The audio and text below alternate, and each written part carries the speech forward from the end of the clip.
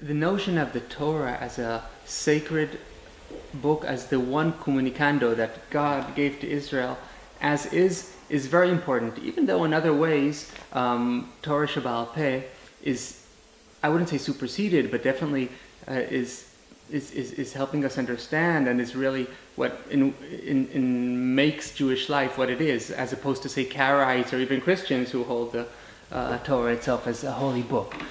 Nevertheless, the idea of the Torah as that communication of at Har Sinai is occurring, and that being like the basis from which everything branches out, that is very, very important to traditional Judaism and to Orthodoxy today. Among the religious Zionists also, like the Haredi, completely reject biblical criticism, and B, are threatened by it because it shakes the basis of their faith in many ways. And so indeed, for example, in sites that do Chazara B'Tshuva, usually it's not mentioned that much, but when it is mentioned, it's completely they come out very strongly against it, calling the researchers stupid who didn't study Rashi and things like that. And in one occasion where I found one discussion in a forum, in a Haredi forum, that surprisingly, in which they did relate it in a somewhat more open-minded way of still negating it, but nevertheless, you could tell that you could see where the threat lies. You could see how because the traditional view is that the authority lies with the rabbis, or with that one revelation, as this is in Pirkei Avot.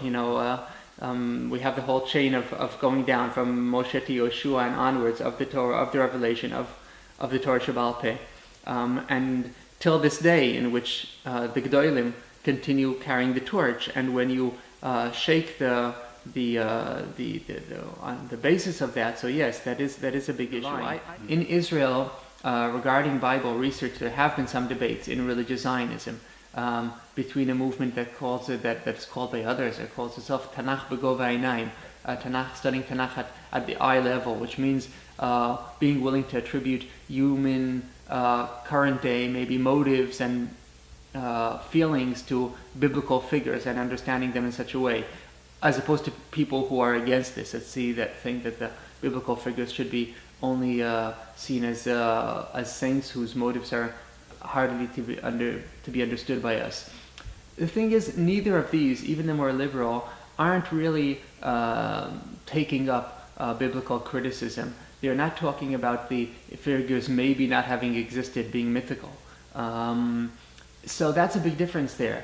In a way, those who are talking about Tanakh B'Gova Einayim are reifying them, emphasizing that they did indeed exist, even though they may be analyzed in terms that are nearer to us. And in this way, I would say at most they're following a more religious Zionist attitude to studying the Bible, which had always following Zionism in general, religious Zionism, and unlike Haredi yeshivot where Bible is hardly studied at all, in Tanakh there's a movement to study it and finding new ways of studying it, involving the land, the history, geography, touring the land, looking at where these things happened. This is really following the idea of Geulah, of returning to Eretz Yisrael, and of religious Zionism in general. But it isn't necessarily, neither of these sides espoused biblical criticism.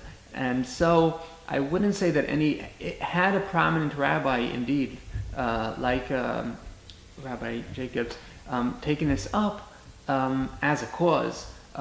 Even Rav Shagar didn't do that, for example. Then maybe it would be different.